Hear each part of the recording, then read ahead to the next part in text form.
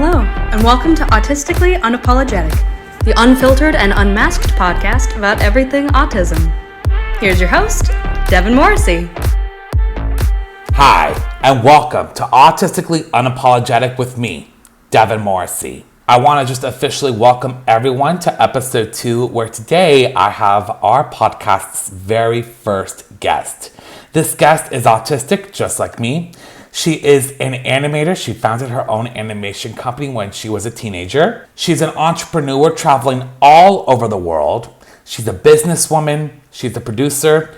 And many of you probably have recognized her from a little Netflix series called Love on the Spectrum US as a main cast member. This guest has been one of my best friends from the past decade. It's an absolute honor to have her be my first guest on this podcast. Please welcome to Autistically Unapologetic, Dani Bowman. Thank you so much for taking the time out of your busy schedule to do this with me. As many people don't know, I'm launching a podcast, and Dani is actually my very first guest, and you guys are actually getting to witness two friends actually talk about one's experience being an animator, her life story, and we're also going to get to a little show that you might have seen her on, and maybe one appearance by me on Love on the Spectrum US. So, Dani, are you ready for the frivolous questions? Yeah, I'm to talk, and I definitely am looking forward to I'm telling you all the amazing stories that I've went through.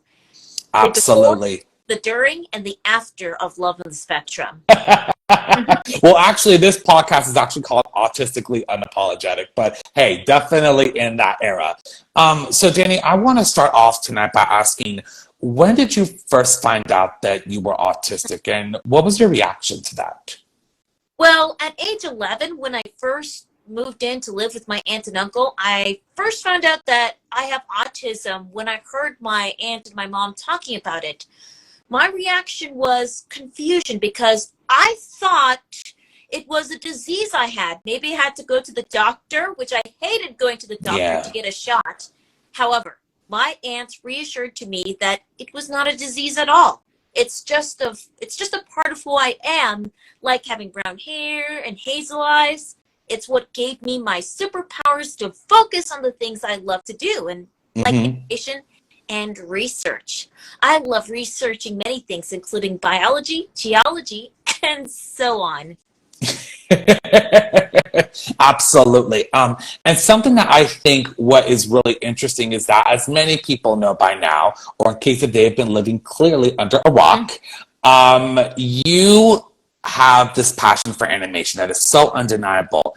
And it's not that everyone can act, and not everyone can say that they've actually turned their passion into a business, which you have, and especially at such a young age.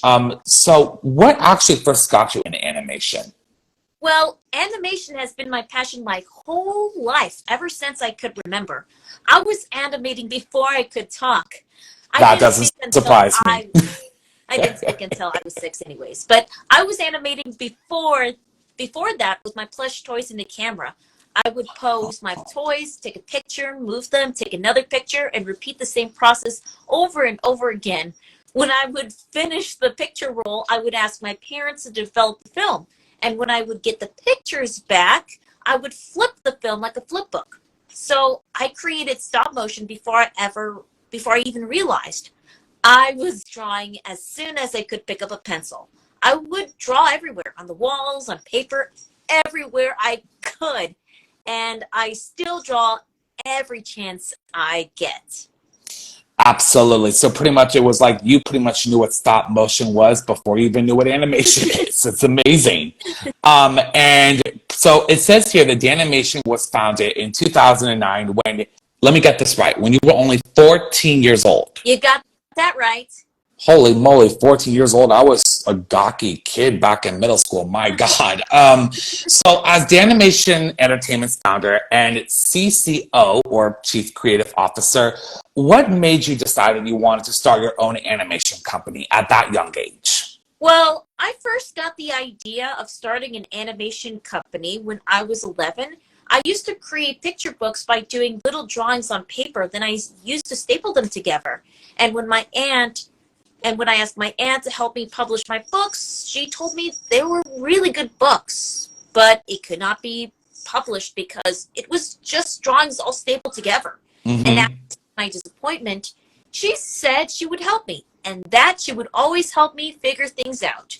And later on, when my aunt and uncle saw my little animations on MS Paint, Adobe Photoshop, and PowerPoint presentations, they were impressed by my animation talent. So I asked them, how can I start my animation company? They told me to have a company name with a mission statement. I asked that question because I discovered that the creator of Pokemon, Satoshi Taraji, was neurodiverse and started his company Game Freak when he was 17 years old. So I was inspired to beat his record by starting my company as young as possible. Mm-hmm. Except you beat him to it by 3 years. Oh, yes. So a little bit of an insight for everyone that probably doesn't know. Now, Dani and I actually met through a mutual friend of ours, Joey Travolta. Yes, Joey is actually John's older brother, in case you didn't know that. His company, we met through him and his company, Inclusion Films, a decade ago in the summer of 2013. We both had the opportunity to work there for quite a few summers, working with autistic and neurodiverse teenagers and young adults. Now, Dani, you've actually had the opportunity to travel with Joey and his team for some of those summers all across the country. What was that experience like for you, traveling from state to state? Oh, yes. Traveling with Joey Travolta from state to state was an exciting adventure with many new places to see. For me, it was a combination of going to work and a vacation, a workcation. For example, after camp, we would do fun stuff like what we did, like wine tasting in 2018. Oh my Remember that? Oh my gosh. How could I forget that? Singing karaoke and having too much wine. Well, I think everyone kind of had a little bit too much wine, let me tell you. But any fond memories that you have from working with the kids and from the young adults? Because obviously, from what I remember, they loved you. Like, they really were excited to work with you. And they touched you in many ways. How did they touch you? Well, how did they touch me? Well, the students are inspired that if I can be able to do animation, so they can. And not only I had the amazing opportunity to teach Joey's students, it taught me valuable lessons on organization, etiquette, and leadership.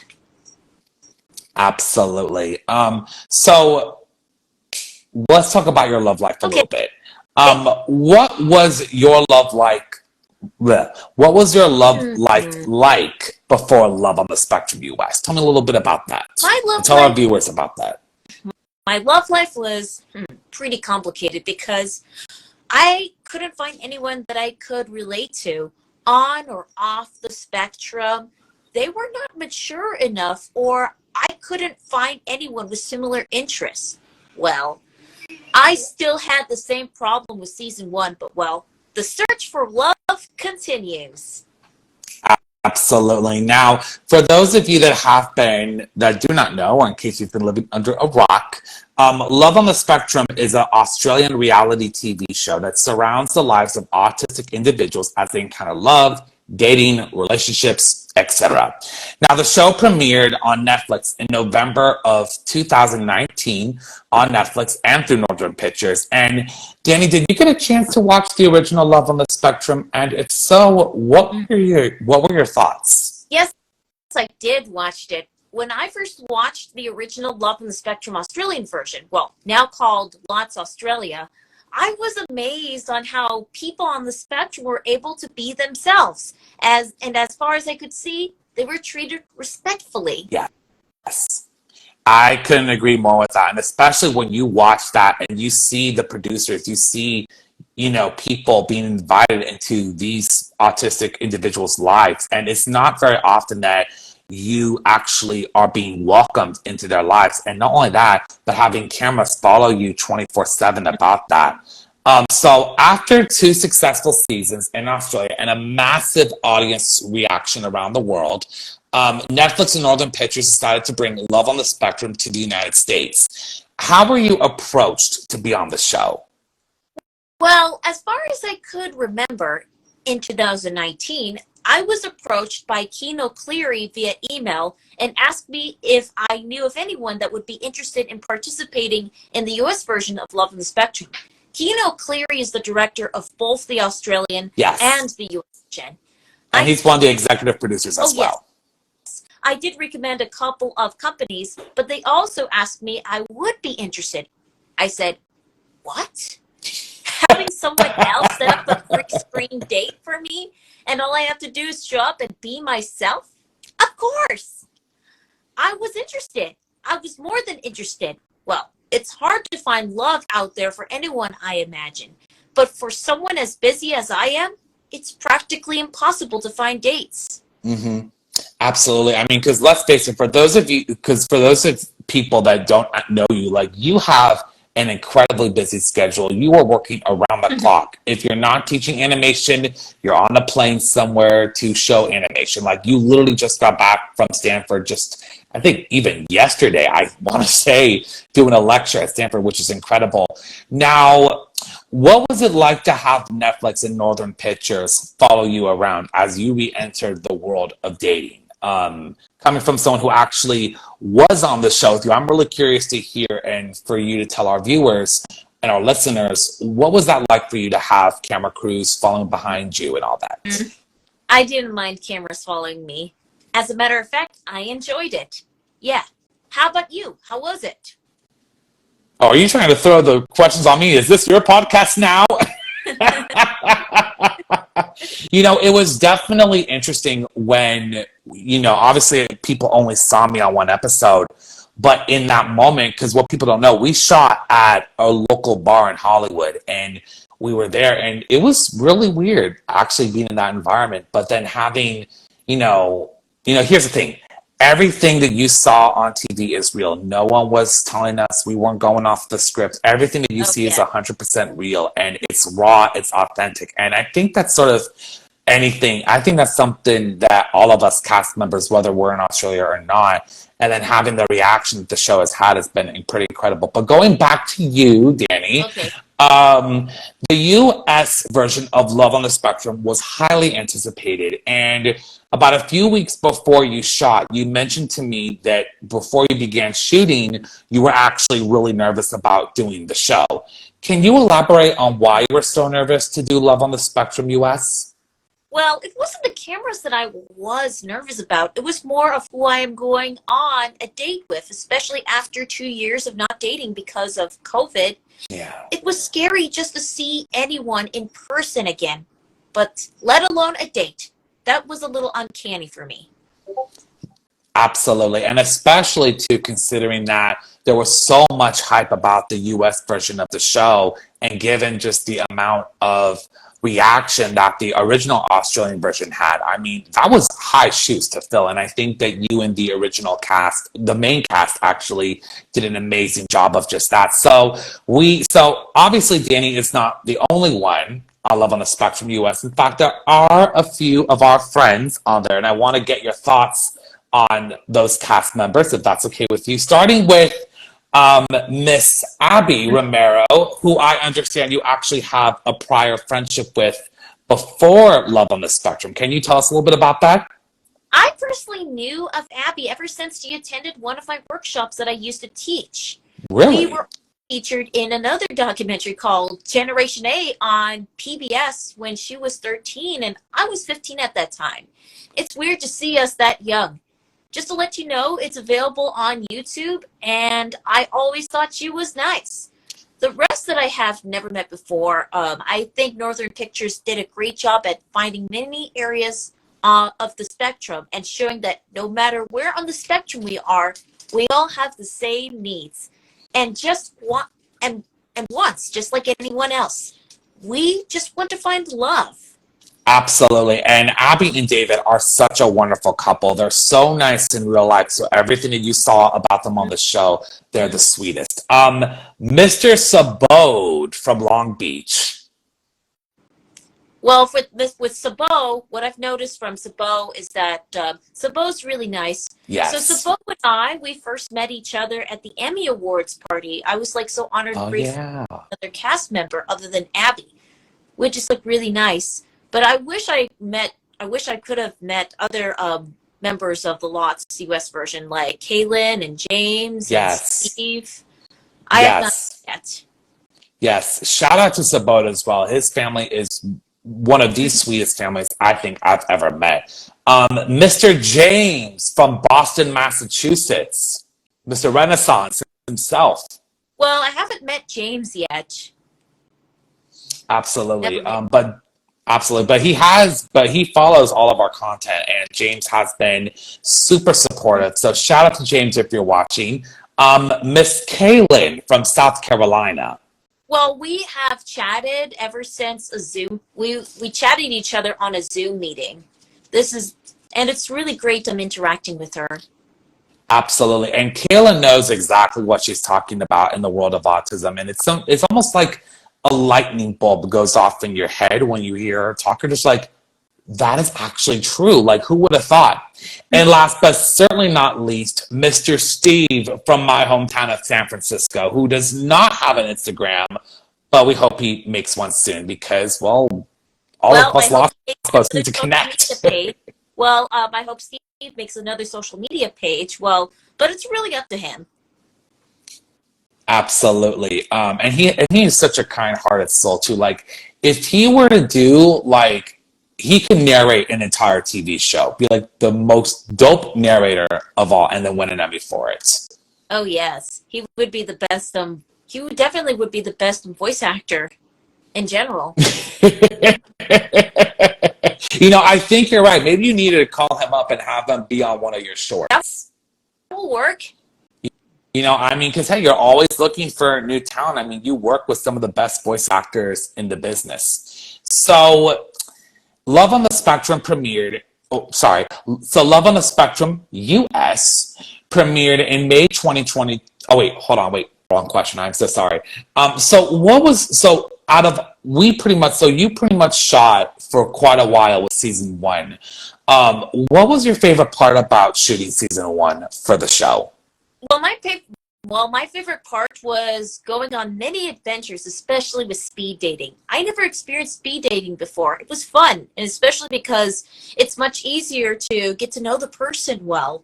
Yes. For the first time. Absolutely. And I've known you for the past 10 years, and it's funny because I've never seen you do that. In fact, you were telling me all about it. I'm like, whoa, you're going on a speed date? Oh my. But you know what? You did great, obviously. And as the show shows, you actually did pretty well, amazingly, which is a good thing. So Love on the Spectrum US premiered in May 2022 to a massive audience reaction and was in the top 10 most watched Netflix television shows for several weeks, not just in the United States, but around the world. What was your reaction to the success of the US version of Love on the Spectrum? When I saw that Lots US was in the top 10, I was incredibly amazed. It was when Netflix was in the brink of bankruptcy, though. But not only it brought positive attention to the autism community, it has crossed over the general public, which means we're not just Rain Man anymore. We're all different. We have more respect than ever before. Therefore, that show did save Netflix. Yes, absolutely. The little show that saved Netflix. And it's been interesting because you're actually right. So many people, when they see autism, they just see Dustin Hoffman and Tom Cruise and Rain Man. And in a way, Love on the Spectrum is kind of a part of this movement now where we're seeing actually autistic people in the spotlight. Like we're seeing a show about an autistic doctor on ABC. We're seeing a Muppet on Sesame Street. We saw an autistic, I think, bisexual couple on Everything's Gonna Be Okay. And now we're having an actual dating show for autistic people. I mean, we've come a long way. Oh, now, as we see it from Amazon Prime. Yes, as we see it, Amazon Prime. Absolutely. Thank you for reminding me that. Now, as one of your best friends, Dani, it's been incredible to people instantly recognize you from the show. Out of all of the recognizations that you've had, what has been one of your favorite fan interactions? Well, I don't really have a particular favorite interaction with a fan because I get so many fan encounters. But I think one of the favorite parts about fan encounters is if I have someone on the autism spectrum came in to say like you inspired me to in my journey, it's definitely would shine. Absolutely. And you really have inspired a lot of men. You have inspired countless autistic people to continue on that path to find love. Because honestly, it takes multiple times for someone to find love. And the journey is not the same for everyone. It's like a zigzag line, and it's sometimes it takes shorter time or sometimes it takes longer. And I think that what you've done has been a really inspiring for so many people. Um, how has the show affected animation? Now, obviously, people have been seeing you working around the clock. You've been working. Um, have you gotten any huge opportunities for your work, and particularly for DaniMation, as a result of your participation on Love on the Spectrum? Well, after the show came out, the registration for the DaniMation free introduction classes have exploded. Yes. We had an incredible wave of students that signed up. Also, I've been invited to many autism and Netflix-related events like the Emmy Awards party, Yes. and also like the dating night, which is an incredible experience. And also, this had led to many different types of public speaking engagements and opportunities. Yes. And what people don't even realize now, I mean, you got to work with Rosie O'Donnell, who is huge in the entertainment industry. What was that like? It was like fantastic. I was like so blown by the fact that I get to meet one of the famous voice actress and comedian of, especially she had her own show, the Rosie O'Donnell show. It was like incredibly amazing. And speaking of Rosie O'Donnell, last week we wrapped up our in-person animation workshop in Long Beach at the Gina Woods Art Gallery. We had 12 students, including the child of the famous voice actress you're talking about. Yes. And Rosie O'Donnell, in addition to that, Rosie O'Donnell had volunteered as a guest voice acting instructor. And we're very proud to have her.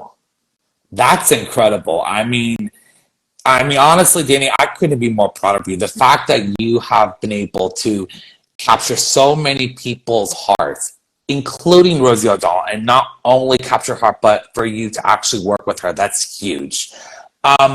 So you have been, as many people know and have heard, you have been working around the clock ever since Love on the Spectrum premiere. What are your plans now? Are there any up-and-coming animation workshops that you're about to run? Are there any public appearances you're about to make? Because if so, I think that quite a bit of your fans want to know. Well, this August, I am so excited that I will be in SIGGRAPH in Los Angeles next week, because I am the committee members for the Electronic Theater and the 50th SIGGRAPH retrospective. SIGGRAPH, which stands for the Special Interest Group on Computer Graphics and Interactive Techniques, is the largest computer electronic convention, which focuses on new technology for computers, printing, animation, sculpting, and other mediums. Last year, we at DaniMation have worked on the opening, interstitials, and closing sequences for the last year's SIGGRAPH Electronic Theater in collaboration with Animal Logic and being sponsored, which was incredibly amazing. And this year is going to be as amazing as well. Absolutely. What can we expect from SIGGRAPH this year? Anything that you want to kind of give us some sneak peeks at or any spoilers on?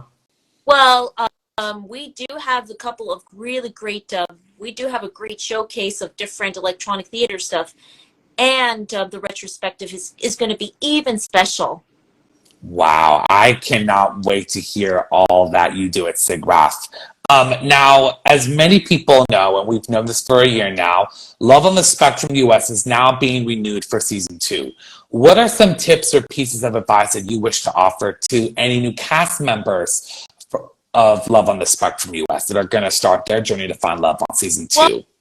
Well, the following tips I have is, number 1, start with a small talk and ask many questions to get to know the date, but not too many questions. Don't be an interviewer, though. Also, ask about their interests so that way you can get to know each other better. 2, get to know your date first for 3 to 5 dates before you express your feelings out loud before committing to a relationship. And most importantly, set your boundaries from the very beginning. Absolutely. Those are all phenomenal tips. And I think that you really have learned a lot from your first experience. And especially being able to watch and look back, you see, oh, I see where I see where I might have made a mistake. Let me, correct that for next time. But definitely make sure to still take that shot of tequila before the dates. Oh, yeah. And especially, also, I have to, another tactic of doing a freaking out, breathe it out. I know. What why don't we show everyone? It's breathe it in. Freaking out. Breathe it out. Freaking out. Breathe it out. Freaking out. Breathe it out. Well, that is from a Netflix animated show, by the way. Fantastic. Always keep it in Netflix. And so my last question for you, Dani, is this. You have gained such a following from the show, whether it's here on Instagram or on TikTok or any social media platforms that you've had. You've gained a huge amount of fans throughout that have recognized you and have told you how amazing you are. What would you like to say to your fans that have watched your journey unfold within the past year and who have been rooting you on and cheering you on from parts all over the world? Well, the last question is a tough question. What I would like to say to my fans is that if I have not found yet, no worries. The search for love continues. And also, and for the second part of the question, who has been rooting you, I have encountered posts from my favorite childhood voice actors, not just Rosie, but Gray Delisle, Tara Strong, Candice Milo. Wow. They loved the show, but they rooted me on my dating journey. Also, most of my autism community who have watched the show have rooted me, and best of all, my friends and family, and that includes you. Oh, shucks, Dani. If you'd like to learn more information, you can sign up for our free classes at DaniAcademy.com/free, or you can look up at Dani Bowman, or you can look up at DaniBowman.com, or go to DaniMation.us, or you could just follow me on social media, Facebook, Instagram, or just Google me. Well, listen, I couldn't be more prouder of you. And I'm just going to say this to everyone right now. It takes a lot to put yourself on a national TV show, actually international TV show, and put yourself out there for you to find love and for the world to watch. We know that sometimes the internet and the world is not the nicest place, and especially people can be judgmental about someone's mistakes or the way they choose to do things. But the way that, Dani, you have carried yourself throughout this entire journey has been incredible, and I could not be more excited for you of many wonderful things to come. So I wanted to say thank you so much for tuning into this live episode of Autistically Unapologetic, and I also want to thank Dani for being such an amazing first guest. Please come back anytime. I would love to hear anything that's autism or animation related. I think that you would really have such a great perspective because animation is such a powerful part in autism today. If you like what you heard, make sure to like, comment, or subscribe to this podcast on Apple Podcasts, Spotify, or if you want to see this live conversation in actual pictures, make sure to follow my YouTube channel, Devin Morrissey. Again, thank you all so much for tuning in to this episode of Autistically Unapologetic. I'm Devin Morrissey, and have a great rest of your night. Thanks for listening to this episode of Autistically Unapologetic with Devin Morrissey. If you like what you hear and you want to see more, don't forget to rate and subscribe to stay tuned for future episodes. Again, thanks for listening.